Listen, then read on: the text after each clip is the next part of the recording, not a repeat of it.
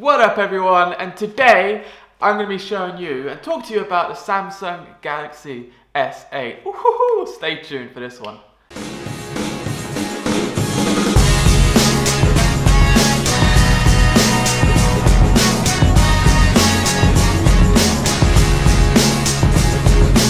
Actually, I've got something to confess. I don't have a Galaxy S8 or an S8 Plus with me. I've got an iPhone 7 Plus here. And I'm an Apple fan, I'm not a Samsung fan. But I just need to make this video about the S8 because I don't usually like Samsung phones. I don't like Android phones. I'm not a big fan of Android phones. I've always been an Apple person, but the Samsung Galaxy S8, I just can't ignore it. It's such a beautiful phone, and it really has put pressure on Apple to, turn up and make something good. If you just look at the S8 and the S8 Plus, the screen is, oh my god, it's edge-to-edge screen, and there's very minimal bezels on the top and the bottom of the screen. The buttons are gone, the fingerprints in the back of the phone now. And this is the kind of phone that I think everyone's been waiting for a very long time. We've all needed a phone, all wanted a phone where the screen just takes up the whole phone. It just feels like, and looks like you're just holding a screen. And that's what people want. That's what I've wanted for a long time, for certain. I hate the bezels on phones. They just look horrible. Get rid of all hardware buttons and just have software buttons. And they're good, But with the Samsung software buttons, you can't change them, and I don't think they look the best, but it's an improvement to the S7, and it's just a quality phone. It makes me question about the iPhones.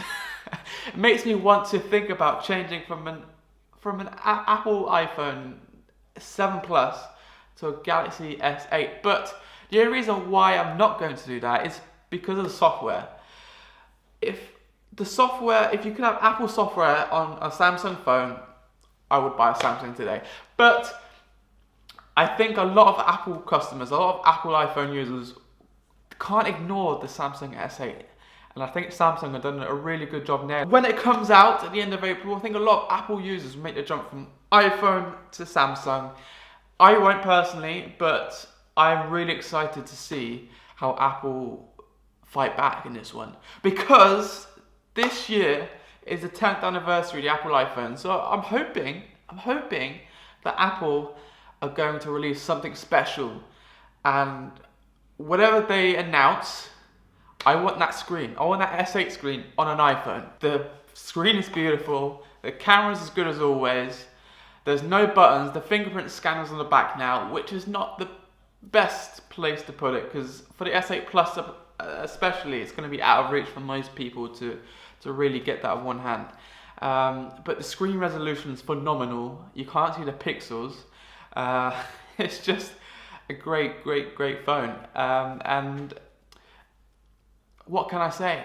Apple just needs to step up. As well as the big, beautiful screen that Samsung S8s now have, and the quality camera, you've got larger storage now. It comes with a 64 gigabyte storage as standard rather than 32 gig. You still have the SD card slot to extend that. The headphone jack is still there, so you don't have to use adapters. There's USB-C Lightning charger port, so you can charge it with most all USB-C cables. Still got wireless charging, which is phenomenal. Why do I have an iPhone? Sorry about this Samsung Galaxy S8 review being quite vague. I just wanted to make this video because it's a very beautiful phone, and as an avid Apple iPhone user, been on iPhone for a long time, this is the first Android or Samsung phone that's really turned my head and really started making me think about whether I should change phone or maybe what's to come in the future. And I think I'm not the only Apple iPhone user that's going to have their head turned by this new announcement by Samsung. So it's really a good step in a good direction for Samsung, and Apple need to really step up their game. So if you like this review and think it was interesting, please subscribe and please let me know in the comments below if you want more of this kind of stuff. But for now, I shall see you next time.